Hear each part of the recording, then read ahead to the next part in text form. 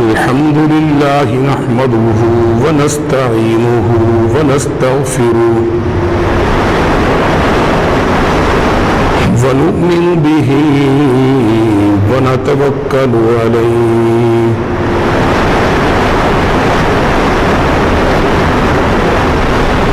ونعوذ بالله من شرور أنفسنا ومن سيئات أعمالنا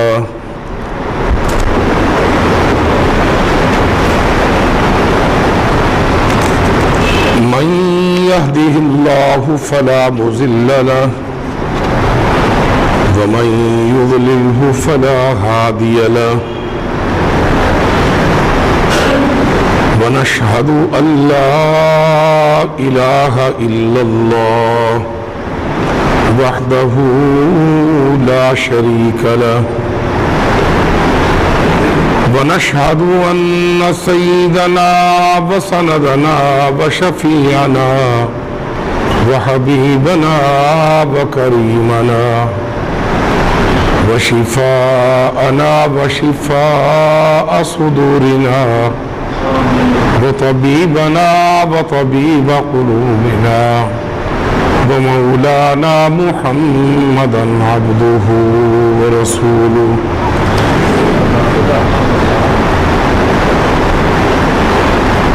اللهم صل على سيدنا ومولانا محمد وعلى آل سيدنا ومولانا محمد وبارک وسلم. آج تو دل خوش کر دیتا ہے دروشی پڑھ کے. اللہم صلی علی سیدنا ومولانا محمد وعلى آل سیدنا ومولانا محمد وبارک وسلم. اللهم صل على سيدنا ومولانا محمد وعلى آل سيدنا ومولانا محمد وبارك وسلم. أما بعد فأعوذ بالله من الشيطان الرجيم. بسم الله الرحمن الرحيم.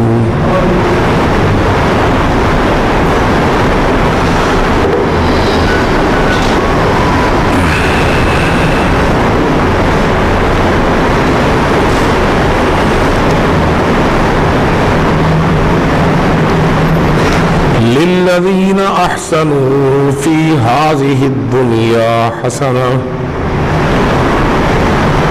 وأرض الله واسعة إنما يوفى الصابرون أجرهم بغير حساب. آمنت بالله صدق الله مولانا العظيم وصدق رسوله النبي الكريم ونحن على ذلك لمن الشاهدين والشاكرين والحمد لله رب العالمين.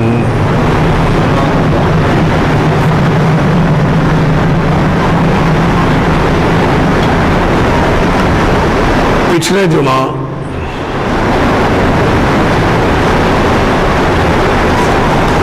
اور اس سے بھی پچھلے جمعہ سے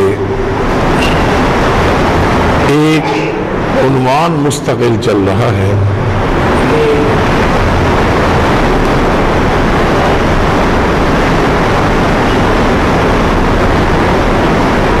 وہ عنوان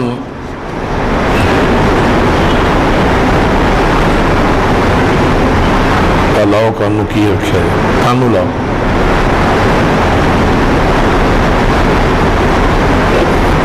میں نے سنان آواز رکھ دیتا ہوں.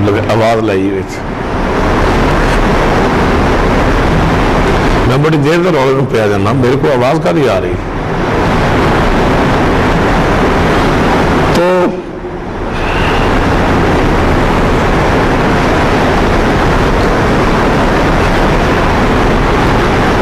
عنوان چل رہا ہے قرآن پاک کی حقانیت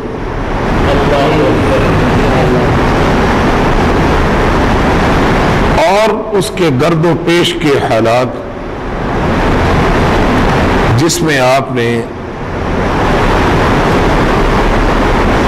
حضرت بی بی مریم صدیقہ کی پیدائش تفصیل سے یہ موضوع سنا۔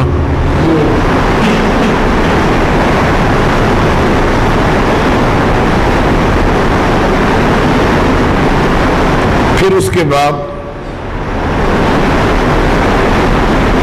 بی بی مریم صدیقہ نے تربیت لی اور وہ حضرت زکریا علیہ السلام نے آپ کو دیکھ کر اللہ تعالیٰ کی بارگاہ میں دعا مانگی۔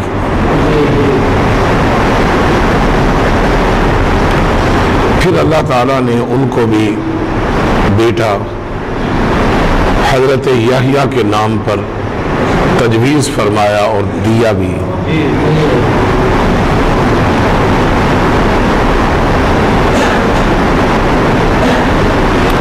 اور پچھلے جمعے اس عنوان پر جب سورہ مریم کی تلاوت کی تو میں نے آپ کو یاد کرایا کہ سورہ مریم جب پڑھتا ہوں تو مجھے کیا کیا خود یاد آ جاتا ہے۔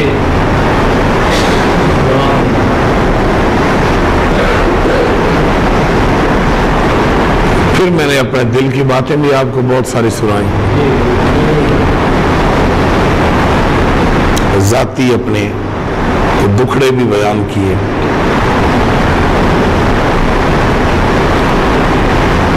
اپنا بچپن بھی یاد آیا اور اپنا یتیمی کا دور بھی مجھے یاد آیا۔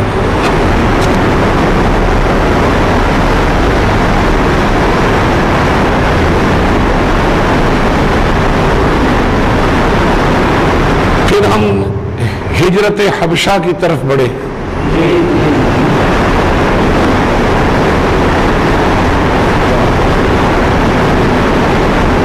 تین سال ابتدائی دور نبوت جب نبی علیہ السلام نے لا الہ کا تذکرہ کر کے مسئلہ الہ بیان کیا،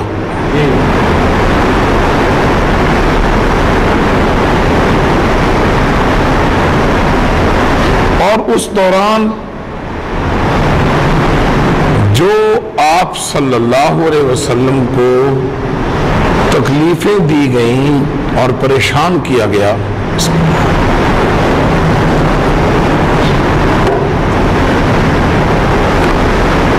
اور آپ کو اتنا ستایا گیا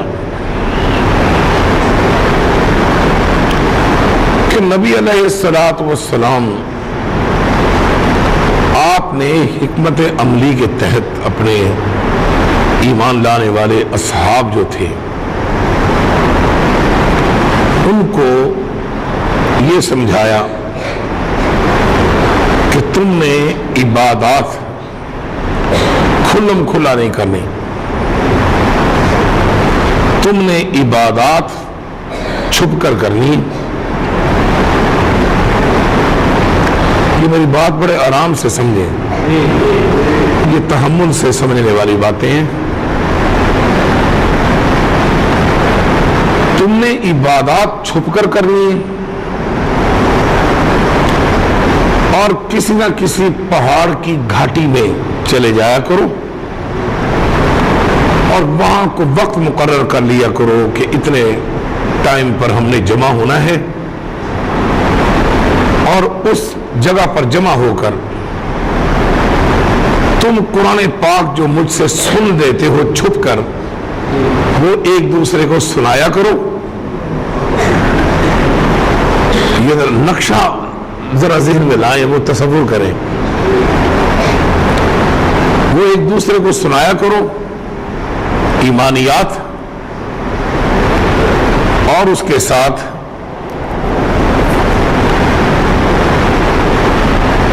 نئے دوستوں کو وہاں لے کر آیا کرو. میں بھی آ جایا کروں گا وقت نکال کر. اگر نہ آ سکا تو تم نے خود آپس میں مذاکرہ کر لیا کرنا, علمی اور ایمانی اور روحانی اور قرآنی مذاکرہ کر لیا کرنا. میری انتظار نہ کیا کرنا. میں چھپ چھپا کے پہنچنے کی بہت کوشش کیا کروں گا کہ آ جاؤں.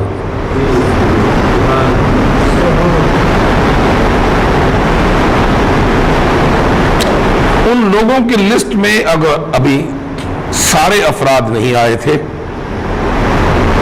2-4 ہی لسٹ میں تھے جن کی پٹائی ہوتی تھی. جیسے آپ نے پچھلے جمعے حضرت ابو بکر صدیق کا وہ واقعہ سنا کہ جب آپ کی پٹائی کی گئی. تو انہوں یاد ہے کہ نہیں, جو حضرت ابو بکر صدیق کو مار پڑی وہ 2-4 ہی افراد تھے, باقی چھپے ہوئے تھے. اس لسٹ کا یا اللہ تعالیٰ کو پتا تھا یا نبی علیہ السلام کو پتا تھا. یہ 3 سال ہیں پورے آپ کے ابتدائی دور نبوت کے کہ سب کو چھپا چھپا کر رکھتے ہیں, جس طرح ماں چھپا چھپا کر بچے رکھتی ہے کہ ان کو کچھ ہو نہ جائے.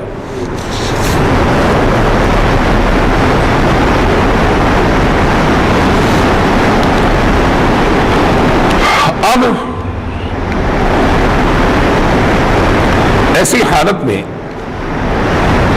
نبی علیہ السلام واحد ہیں جن کے کندھوں پر یہ ذمہ داری آئی ہوئی ہے کہ آپ کھل کر ان 3 سالوں میں بھی مجمع عام کے اندر کھڑے ہو کر کبھی قرآن پاک سنا رہے ہیں, کبھی دعوت توحید دے رہے ہیں, کبھی لا الہ کے بول کہلوا رہے ہیں.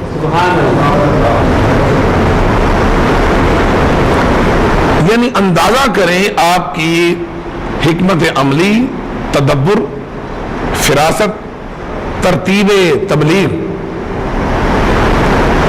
کہ خود کھل کر سب کے سامنے بیان کر رہے ہیں. اور جو ایمان لے آتے ہیں ان کو فرماتے ہیں کسی گھاٹی میں جمع ہو جایا کرو, وہاں آپس میں ذرا تذکرہ کر لیا کرو. تم ابھی کھل کر نہ ہو, میں اکیلا مار کھا لوں گا, کوئی بات نہیں. یہ ہے وہ کیفیت. یہ ہو گیا, ٹھیک ہوں, ٹھیک سمجھے. یہ ہمدردی ہے. میں آپ سے یہ جملہ سننا چاہتا ہوں. میں نے ابھی کیا کہا؟ سارے دسو ایک کرنا نا, دسے رل کے بولو یہ سمجھ آئی تھی.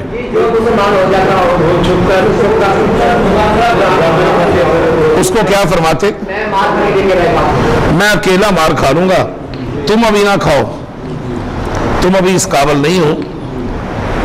اور میرے یہ 2-4 ساتھی ابو بکر ہیں, یہ میرے ساتھ کافی ہیں. اور پھر مار کھا کے ابو بکر بھی تو بے ہوش ہو گئے نا.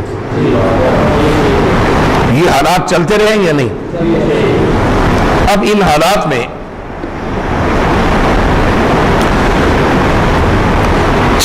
چوتھا سال شروع ہو گیا.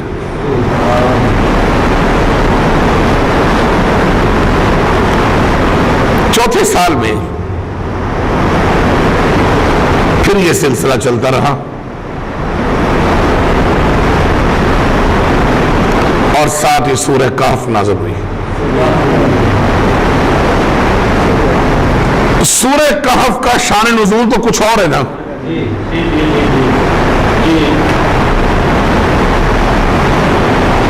وہ تو شان نزول یہ ہے نا کہ 3 سوالوں کا جواب دیجئے کہ روح کیا چیز ہے, اصحاب کہف کون تھے, اور ذوالقرنین کون ہے, روح کیا چیز ہے, اصحاب کہف کون تھے, اور ذوالقرنین. سمجھ آ رہی؟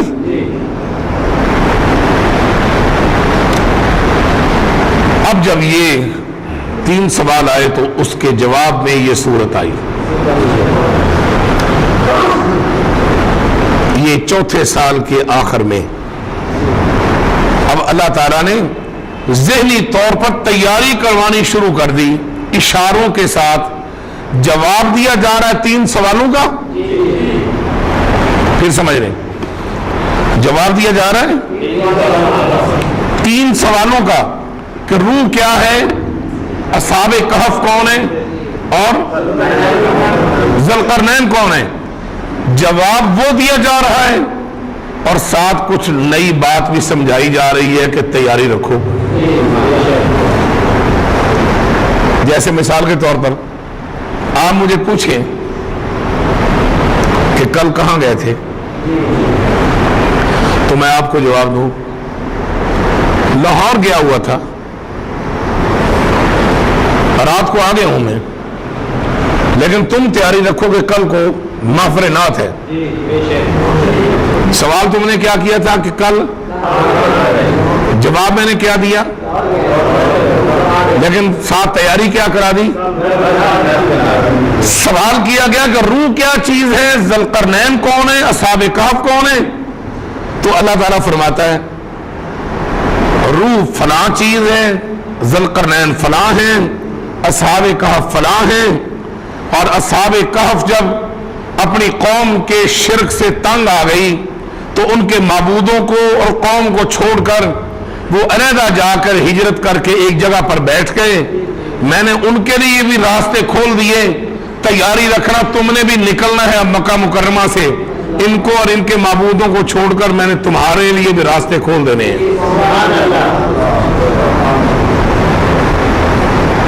یہ ہے مطابقت علمی. اس کو ذرا ذہن میں رکھنا. یہ بڑی نایاب چیزیں میں آپ کو سنا رہا ہوں. واقعہ تو سنا ہے آپ نے کئی دفعہ. مطابقت کیا ہوتی ہے؟ یہ چوتھا سال ہے نبوت کا، اور چوتھے سال میں یہ سوال آئے اور یہ سورت کہف اتری اور ساتھ اشارے میں سمجھایا کیا جا رہا ہے، وہ سن لیجیے. فرمایا وَإِذِ اعْتَزَلْتُمُوهُمْ وَمَا يَعْبُدُونَ إِلَّا اللَّهَ. جواب وہ دیا جا رہا ہے اصحاب کہف کا. کہانی وہ سنائی جا رہی، تیاری ان کو کرائی جا رہی. وَإِذِ اعْتَزَلْتُمُوهُمْ وَمَا يَعْبُدُونَ إِلَّا اللَّهَ وَمَا يَعْبُدُونَ إِلَّا اللَّهَ فَأْوُوا إِلَى الْكَهْفِ يَنشُرْ لَكُمْ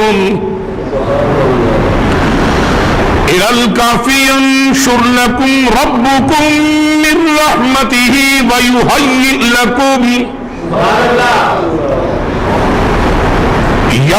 يَنشُرْ لَكُمْ رَبُّكُمْ مِنْ رَحْمَتِهِ وَيُهَيِّئْ لَكُمْ مِنْ أَمْرِكُمْ مِرْفَقًا. تم نے یہ سوال کر دیا ہے اصحاب کہف کون تھے، تو لیجئے یہ ہم سے سن لیں. اور سناتے ہوئے جب یہاں پہنچے کہ اصحاب کہف وَإِذِ اعْتَزَلْتُمُوهُمْ جدا ہو گئے، الگ ہو گئے مشرکین سے اور ان کے معبودوں سے، ان کے بتوں سے. وَمَا يَعْبُدُونَ إِلَّا اللَّهَ،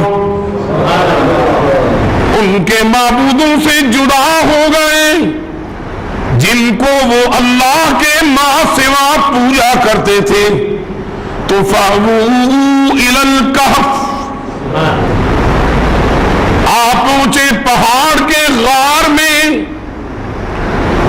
ہجرت کر کے پہاڑ کی کھو میں آ گئے تاکہ وہاں آ کر کچھ آسودگی سے اللہ سچے ایک کی عبادت کر سکیں. تو پھر جب وہ وہاں پہنچے ہم نے ان کو بند نہیں رہنے دیا. يَنشُرْ لَكُمْ رَبُّكُمْ مِنْ رَحْمَتِهِ يَنشُرْ لَكُمْ رَبُّكُمْ مِنْ رَحْمَتِهِ پھر تیرے رب نے ان کے لیے اپنی رحمتوں کے دروازے کھول دیے. وَيُهَيِّئْ لَكُم مِّنْ أَمْرِكُم مِّرْفَقًا, اور پھر ہم نے ان کو ایسے کام دے دیے, ایسا آرام دے دیا جس میں سہولت ہی سہولت تھی. جواب تو ان کو دیا, سمجھا گھاٹیوں میں بیٹھ کر سچے اللہ کی عبادت کرنے والے محمدیوں کو دیا, اور سمجھایا یہ جا رہا ہے کہ تم گھاٹیوں میں آ رہے ہو اور وہ غار میں آئے تھے, ہم نے وہاں ان کی بھی مدد کر دی, ہم تمہاری بھی مدد کرنے کے لیے تیار ہو چکے ہیں. انہوں نے بھی غار سے نکل کر قدم اٹھایا تو بادشاہیاں تبدیل ہو گئیں, آسودگیاں آ گئیں, اور تم میرے محمد کی دعا سے جب یہاں ہجرت کا ارادہ کرو گے تو حبشہ کی سرزمین تمہارے لیے کھول دوں گا. یہ ہے جی وہ عنوان, یہ ہے وہ انداز قرآن کریم کا جس کو قرآن سمجھاتا ہے.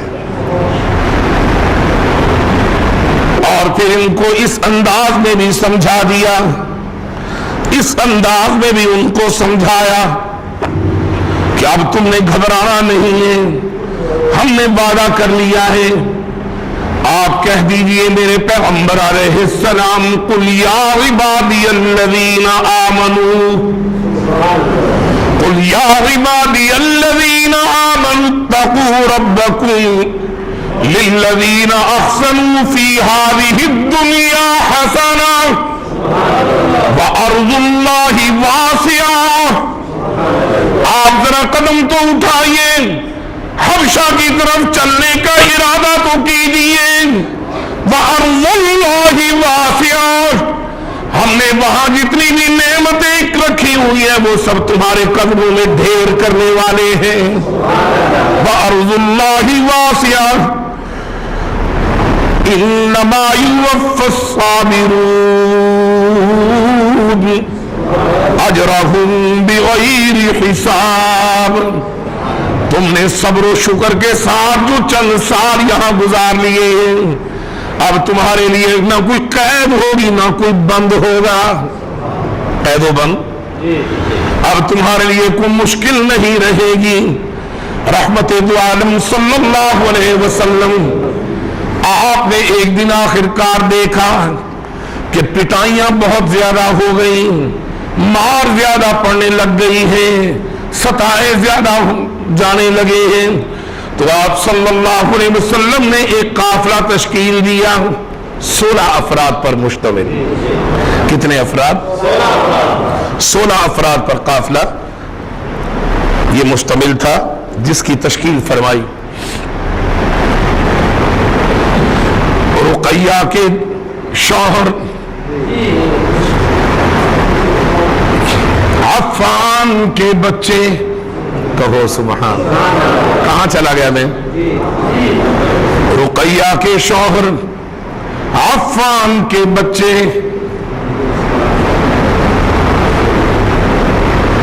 اور میں کہیں چلا گیا ہوں, آپ کو لے چلتا ہوں, واپس نہیں آتا, میں آپ کو لے چلتا ہوں, وہی چلتے ہیں. ارواح کا لخت جگر, یہ عثمان کی امی ارواح ہیں, اور ارواح کی امی ام حکیم ہیں, اور ام حکیم جوڑی بہن عبداللہ بن عبد المطلب کی. یہ رسول اللہ کے بھانجے ہوتے ہیں عثمان ابن عفان, جس کو اپنی لخت جگر رقیہ دے دی. 4 خواتین ہیں رقیہ سمیت, اور 12 افراد ہیں عثمان ابن عفان سمیت. 12 اور 4 16 افراد پر یہ مشتمل قافلہ یہاں سے جب یہ روانہ ہوا, رسول اللہ صلی اللہ علیہ وسلم رات کی تاریکی میں ان کو الوداع کرنے کے لیے برستی آنکھوں کے ساتھ تشریف لائے. سب کے کمروں کو تھپ تھپایا, اپنی لخت جگر رقیہ کو سینے سے لگایا, پیشانی کو چوما, عثمان کو چوم کر فرمایا میں تم سب کو اپنے اللہ کی حفاظت میں دیتا ہوں.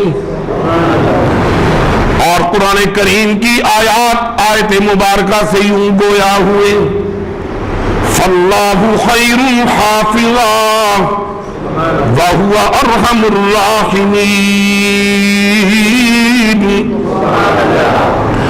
رسول اللہ صلی اللہ علیہ وسلم نے 16 افراد پر مشتمل قافلہ روانہ کیا.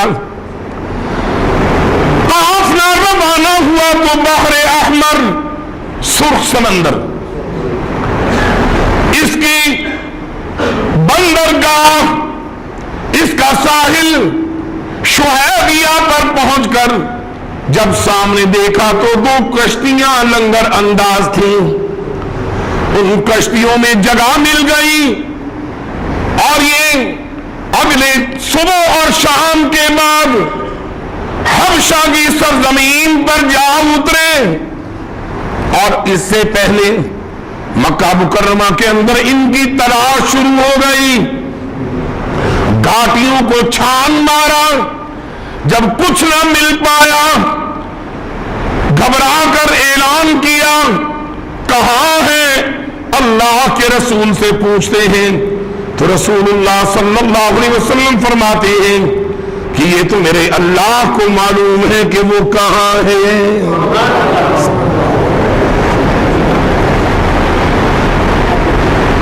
کئی ایام گزرے, کہو سبحان اللہ. بہت ایام گزرے, لیل و نہار گزرے, شب و روز چل رہے ہیں. ایسی کیفیات میں آ کر رسول اللہ صلی اللہ علیہ وسلم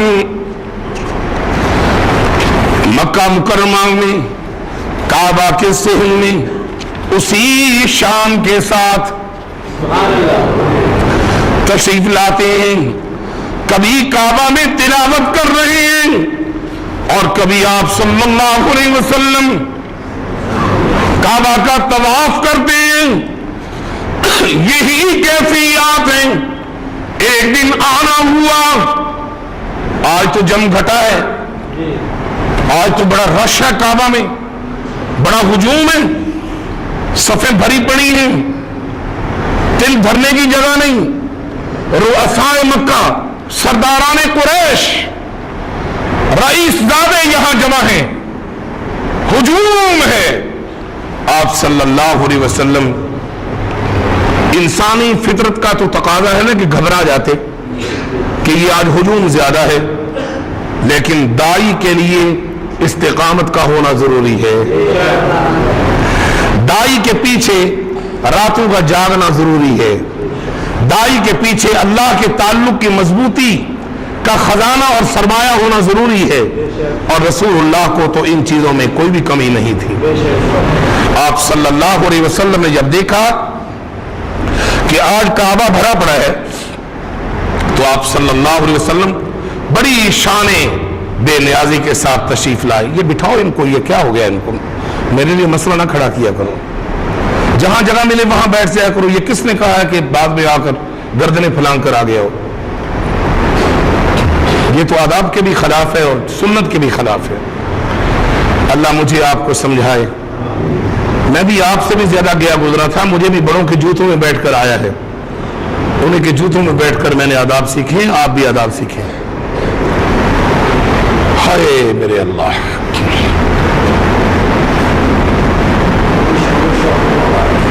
تشریف لائے.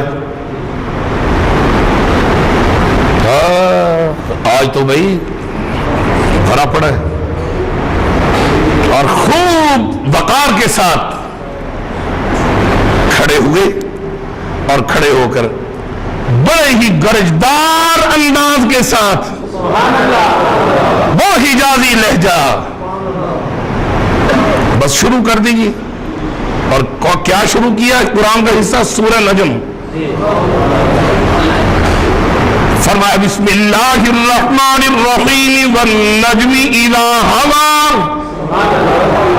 ما ضل صاحبكم وما غوى وما ينطق عن الهوى ان هو الا وحی یوحى علمه شدید القوى ذو مرة فاستوى وهو بالافق الاعلى ثم دنا فتدلى فكان قاب قوسين او ادنى فاوحى الى عبده ما اوحى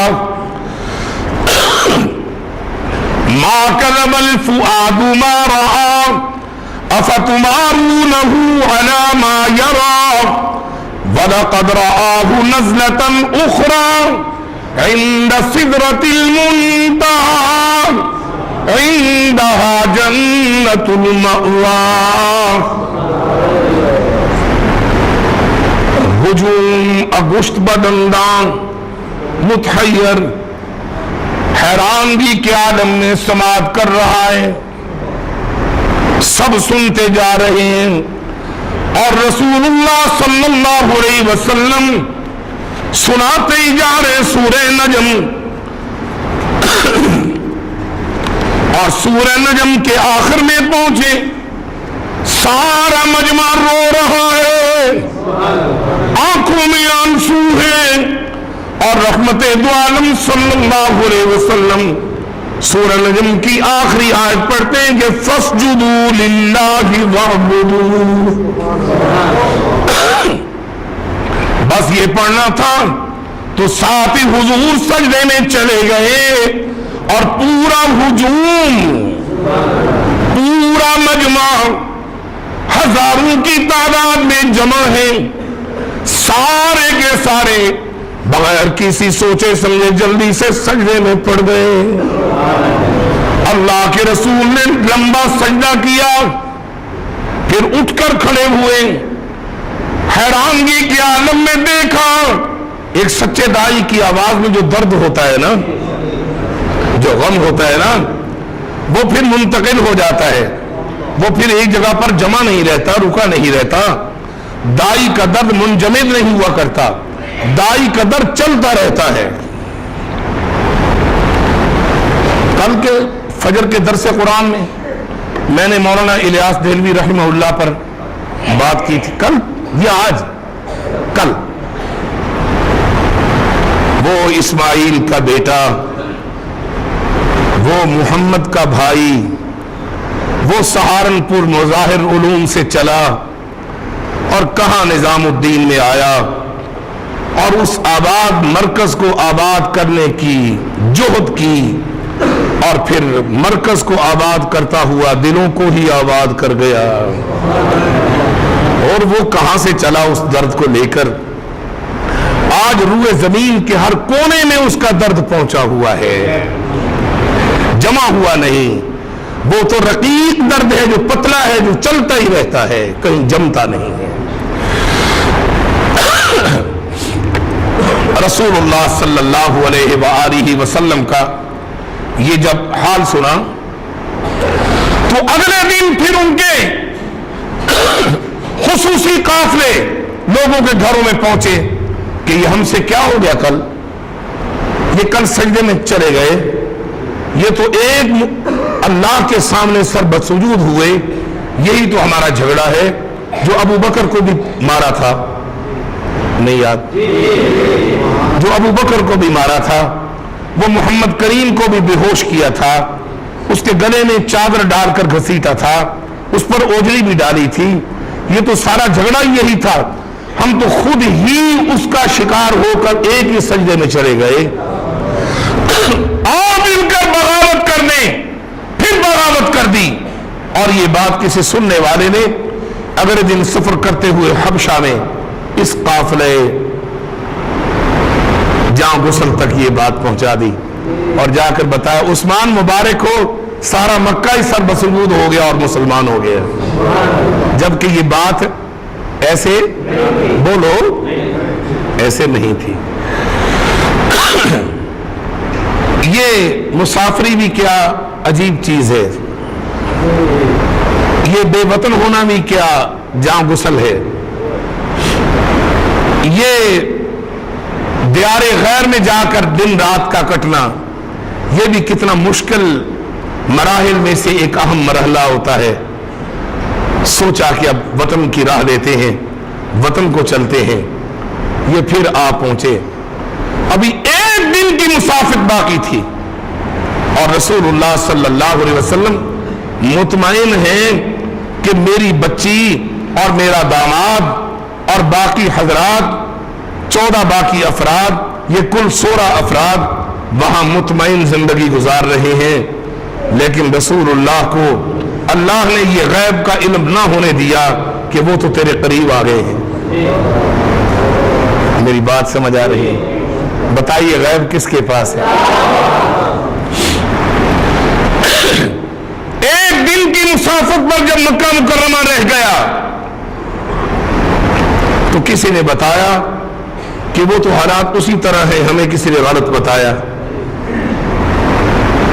اب کچھ تو چھپ کے چھپاتے مکہ مکرمہ شہر میں آ گئے اور باقی اکثریت نے واپسی کی راہ لی کہ واپس ہی چلتے ہیں، یہاں تو زندگی مشکل ہے۔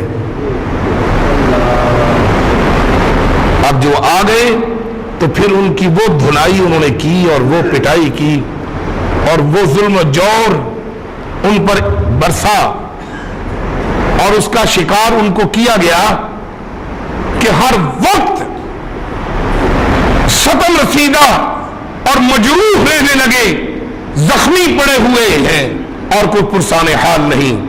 تو رسول اللہ صلی اللہ علیہ وسلم بار بار عرض کرتے بار الہ واقعتاً غیب تو تیرے ہی پاس ہے، میرے پاس ہوتا تو میں ان کو چلنے سے پہلے ہی رکوا دیتا۔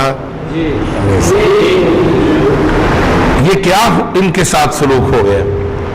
آپ صلی اللہ علیہ وسلم نے پھر 5 ہجری کو، 5ویں نبوت کے سال کو، اتنے میں آپ صلی اللہ علیہ وسلم نے صفا کی پہاڑی کے پاس، یہ جو صفا ہے نا، اس کے ساتھ ایک دروازہ ہے جس کا نام ہے باب دار ارقم۔ یہ ایک صحابی ہیں جن کا نام ہے حضرت ارقم بن ارقم مخزومی، کہو سبحان اللہ۔ کیا نام ہے؟ حضرت ارقم بن ارقم۔ ایسے اکثر نام رکھ لیتے تھے لوگ کہ باپ کا بھی وہی نام ہے، بیٹے کا بھی وہی نام ہے۔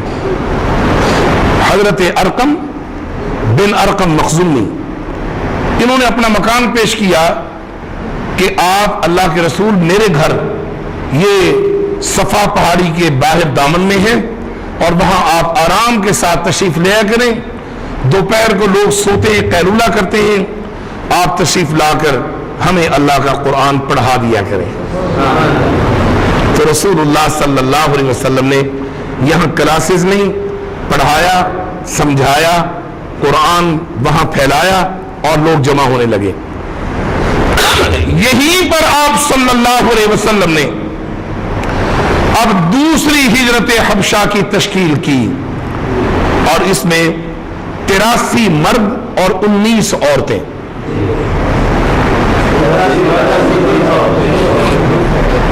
فرمایا کہ تم بھی نکل جاؤ۔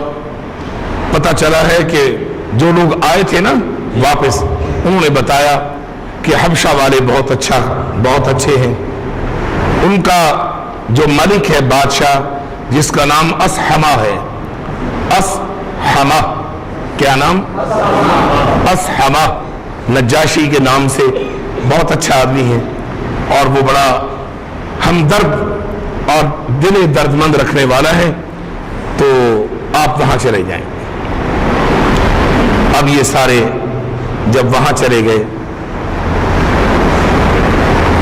تو یہاں ان کو فکری پیچش لگ گئے، پریشان ہو گئے کہ یہ تو کام ٹھیک نہیں ہے. اب انہوں نے 2 افراد پر ایک وفد تشکیل دیا. ان لوگوں نے، ایک کا نام ہے عامر بن عاص اور دوسرا ہے عبداللہ بن ربیعہ. اللہ تعالیٰ کی قدرت، یہ دونوں مسلمان ہو گئے تھے، لیکن یہاں یہ سفارتی وفد بن کر روانہ ہوئے اور اتنے تحائف لے کر گئے کہ بادشاہ کی جو کیبنٹ کے لوگ ہیں، کابینہ کے لوگ، اس کی جو مشاورتی اور وزارتی کونسل ہے، ان کو پہلے کھلائیں پلائیں گے تاکہ بادشاہ ان سے جب مشورہ لے تو وہ ہمارے حق میں نہیں سمجھے. آج کل بھی ایسے ہی باہر کی کمپنیاں اسی طرح کرتی ہیں کہ پہلے متعلقہ محکمے کے وزیر کو کھلاتے ہیں یہاں، پھر اس کے سیکرٹری کو کھلاتے ہیں، پھر اس کے متعلقہ ڈی جی کو کھلاتے ہیں، اس کے بعد پھر وہ اپلائی کرتے ہیں، آرام سے ان کے منصوبے منظور ہو جاتے ہیں، پیٹ بھرا ہوتا ہے اور پھر ان کو سارے کنٹریکٹری کے سارے کام دے دیے جاتے ہیں. یہی طریقہ ہے نیچے سے اوپر تک اور اوپر سے نیچے تک. یہاں بھی اسی طرح ہے. آپ کا کوئی روڈ سلامت نہیں، کوئی روڈ بنتا بھی ہے تو اس کا بیڑا غرق ہوتا ہے، نامکمل روڈ ہوتا ہے.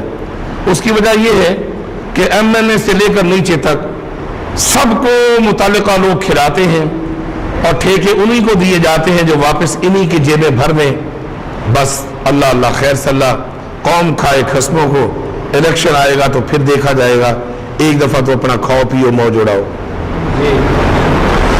اب یہاں انہوں نے بھی اتنے تحائف جو لے کر گئے تو جا کر بادشاہ کی اسحمہ کی وزارتی کونسل اور مشاورتی کونسل کو وہاں اتنا کھلایا اور ان کو اتنا کچھ دیا کہ وہ سب خوش ہو گئے. اب ان سب کو کہا کہ ہم بھی مکہ مکرمہ کے رؤساء کی طرف سے سفارتی وفد لے کر آئے ہیں، اس لیے ہمیں بادشاہ سے وقت لے کر دیا جائے. بادشاہ نے وقت دے دیا. اب یہ سارے ان کو کہتے ہیں، دونوں کو، عمر بن عاص کو اور عبداللہ بن ربیعہ کو، آپ بے فکر ہو کر آ جائیں، بس آپ کا کام ہے سوال اٹھانا. بادشاہ کے سامنے ہم آپ کی فل حمایت کریں گے، بھرپور حمایت کریں گے.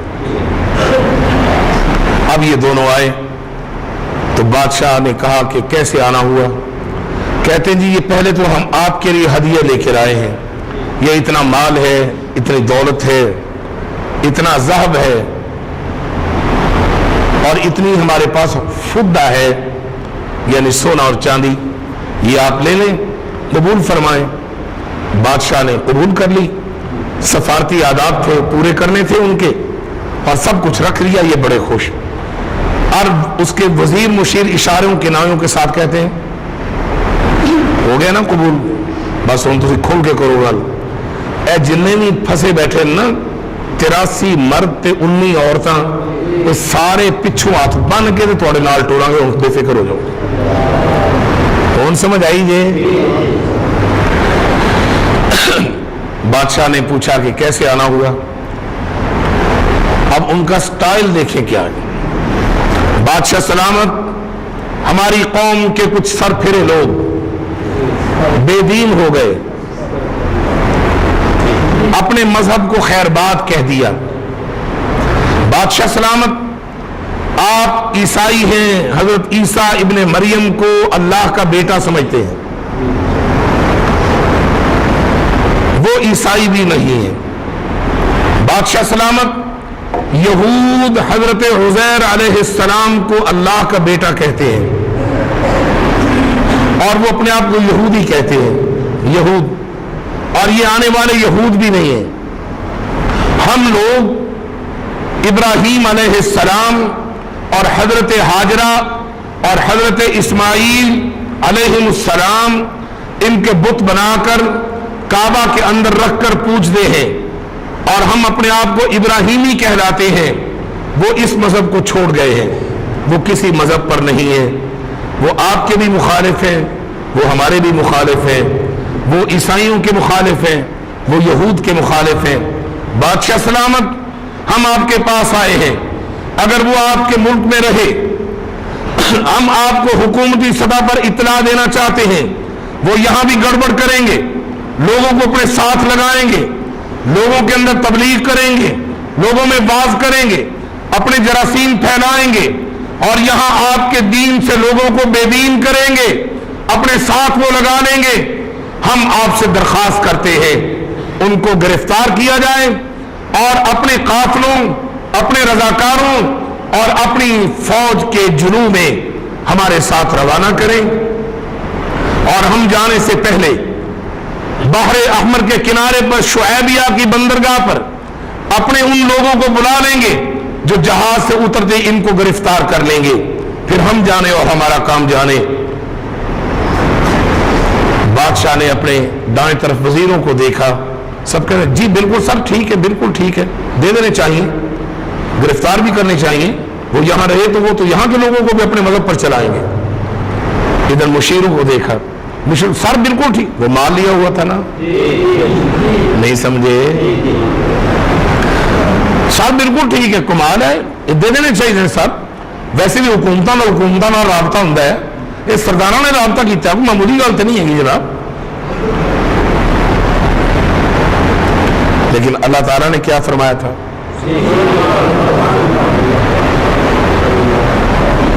پھر سنا دوں وہ جو پیغام دیا تھا چلنے سے پہلے، فرمایا قُلْ يَا عِبَادِيَ الَّذِينَ آمَنُوا اتَّقُوا رَبَّكُمْ لِلَّذِينَ أَحْسَنُوا فِي هَذِهِ الدُّنْيَا حَسَنَةٌ وَأَرْضُ اللَّهِ وَاسِعَةٌ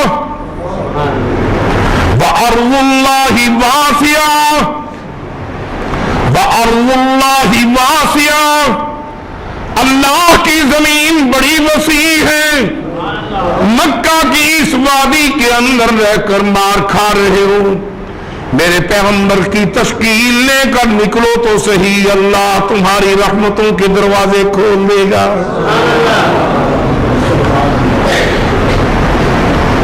اب وہ بھی تو اللہ کا وعدہ ہے نا، وزیروں نے بھی کہہ دیا کہ دے دیجئے، مشیروں نے بھی کہہ دیا کہ دے دیجئے، لیکن اللہ فرماتا ہے کہ دل تو میرے اختیار میں ہے۔ بادشاہ نے یوں نفی میں سر ہلایا اور ہلا کر کہا کہ ایسے بات نہیں بنے گی، ان کے بیٹھے ہوئے ان کو بھی بلا لیجئے جن کو لینے آئے ہیں۔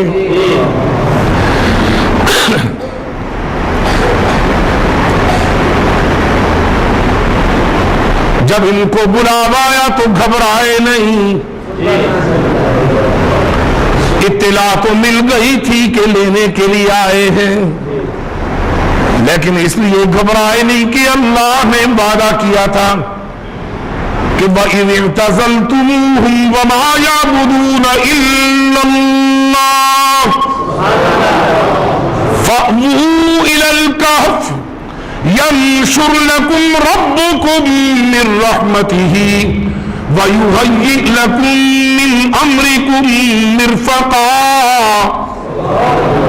آپ کو گھبرانے کی ضرورت نہیں، جب میں تمہارے ساتھ ہوں تو وزیر و مشیر بھی دشمن بن جائیں، پھر نہ کوئی مشیر تمہارا بگاڑ سکے گا، نہ کوئی ایم این اے بگاڑ سکے گا، نہ کوئی وزیر بگاڑ سکے گا، بس اپنی اٹکل پر قائم رہو، جو دین کی اٹکل کو میں تم کو دے چکا ہوں اور وہ قرآن ہے۔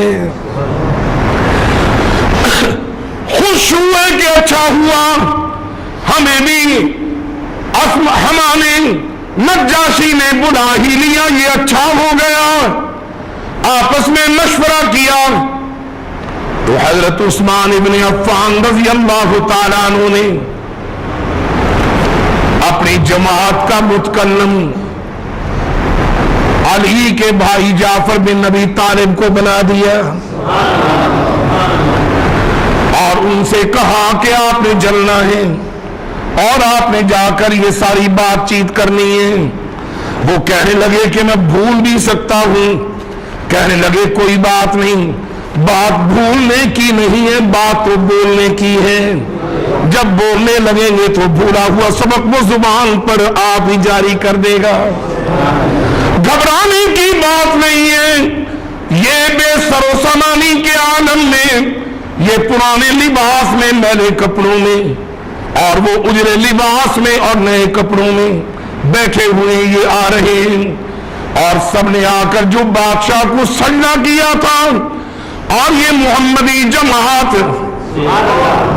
یہ جماعت تبلیغیہ، یہ جب آئی تو بغیر سجدے کے بعد بادشاہ کو مخاطب کر کے کہنے لگے السلام علی من اتبع الہدی، ہم تو اس کے لیے سلام مانگتے ہیں، سلامتی مانگتے ہیں جس نے ہدایت کی پیروی کی، جس نے ہدایت کی اتباع کی، اس پر سلامتی ہو۔ بادشاہ نے مروت سے بٹھایا اور نجاشی بولا تم یہاں کیسے آئے، کیوں نکلے، اور تم کون ہو؟ سب نے کہا کہ ہم مومن ہیں، ہم مومن ہیں، ہم مسلم ہیں۔ اچھا پھر یہ بتائیے کہ آپ کا مذہب کیا ہے؟ تو انہوں نے اپنے مذہب کا جواب دیا کہ اسلام۔ اچھا پھر یہ بتاؤ کہ تمہارا مذہب کیا ہے؟ اسلام۔ یہ بتاؤ کہ تمہارا مذہب کس نے دیا؟ اللہ کے رسول نے دیا۔ تمہارے رسول کا کیا نام ہے؟ جواب دیا محمد الرسول اللہ۔ اچھا پھر یہ بتاؤ کہ تمہاری کتاب کوئی ہے؟ کہ کتاب موجود ہے۔ کتاب کا کیا نام ہے؟ جواب دیا کہ انہ لقرآن کریم۔ کہنے لگے پھر یہ بتائیے کہ تم نے اس مذہب کو کیوں اپنایا؟ جعفر بن ابی طالب کہتے ہیں کہ ہم بے راہ رو تھے، ہم زنا میں مبتلا تھے، فحاشی ہمارا مقصد حیات تھا،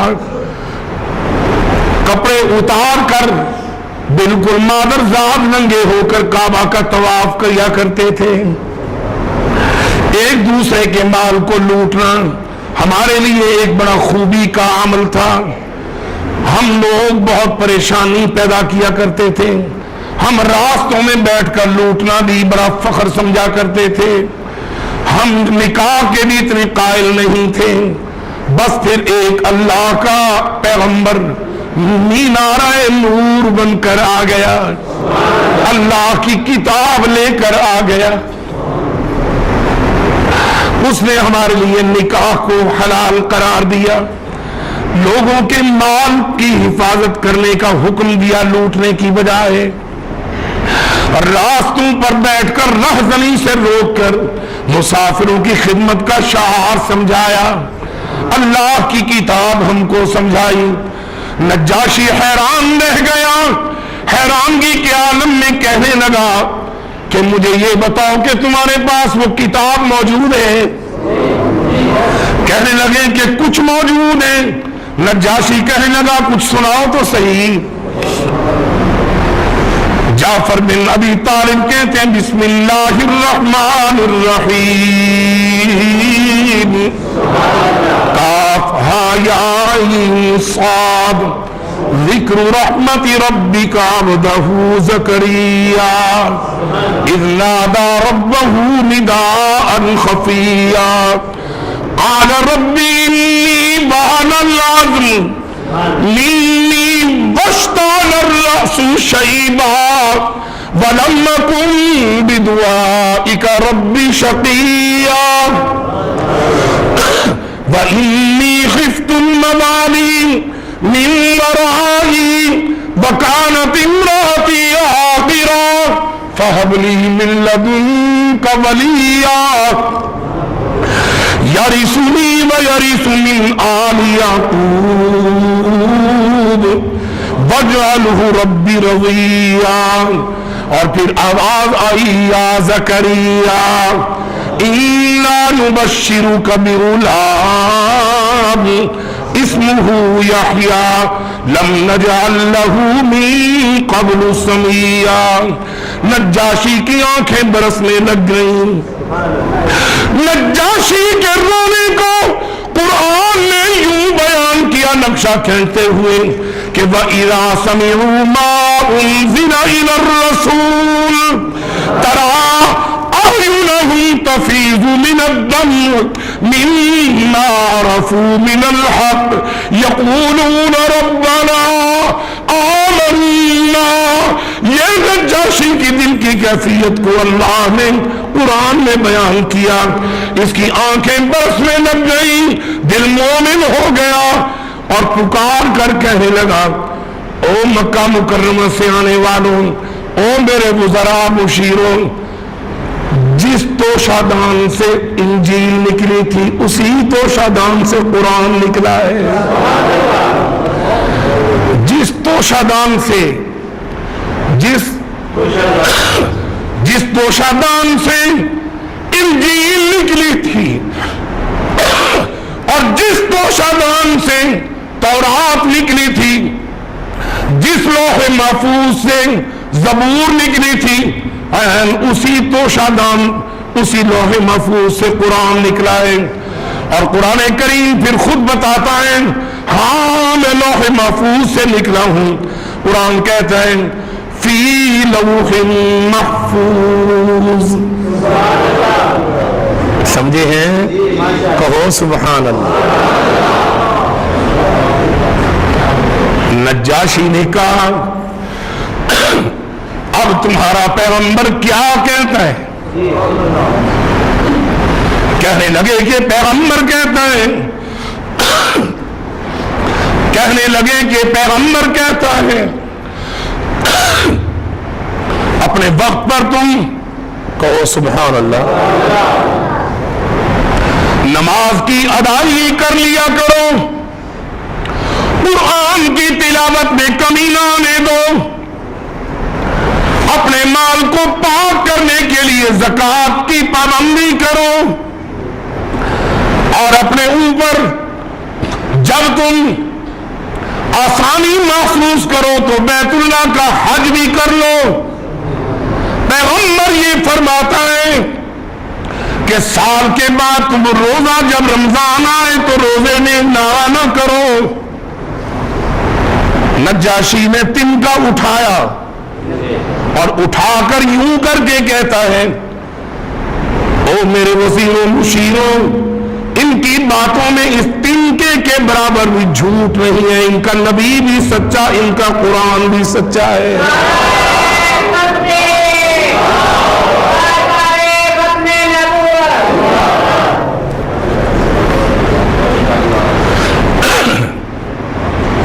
और साथ ही ऑर्डर कर दिया, आज के बाद मैं तुम्हें अपने मुल्क का सिटीजन करार देता हूं। सुभान अल्लाह। मेरे मुल्क के तुम मुअज़्ज़ज़ शहरियों, जहां दिल चाहे फिरो, जहां दिल चाहे ठहरो, जहां दिल चाहे कमाओ खाओ, तुमसे कोई पूछ नहीं होगी, जिम्मेदारी अल्लाह की हो गई। शाम का वक्त था, रात गुजारनी थी। अमर बिन आस ने कहा इब्ने रबिया को, लो सुबह तो मैंने आग लगानी है और इनकी शादाबी को काटना है। अब्दुल्ला बिन रबिया ने कहा अमर ऐसे ना करो, फिर भी अपने हैं, इनको कत्ल तो ना करवाओ। क्या करने लगा सुबह, क्या आग लगाएगा? कहता एक दफा मुझे सुबह मिलने दो बादशाह को। रात को फिर एक वजीर से साजिश की, रखें, सुबह फिर वक्त लेकर बादशाह के पास आए। बादशाह ने फिर देखा, ये इस मजलिस में जो सूरह मरियम का पहला रुकू सुनाया ना, ये याद रखिएगा। अब सुबह की मजलिस में आकर कहते हैं बादशाह सलामत, एक आपको बात बतानी भूल गए, ये मुसलमान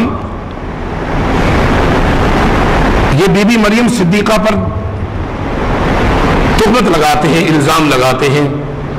یہ مسلمان کہتے ہیں کہ مریم صدیقہ نے نعوذ باللہ غلط طریقے سے عیسیٰ کو جنم دیا.